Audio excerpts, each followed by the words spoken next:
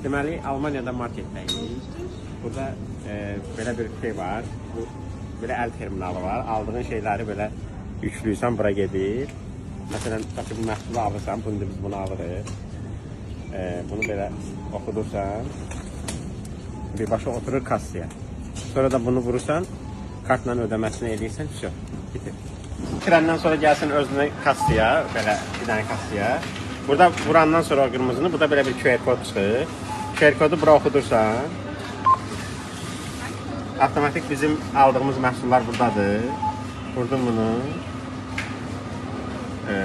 Vurdun və kassaya pulu ödəyirsən.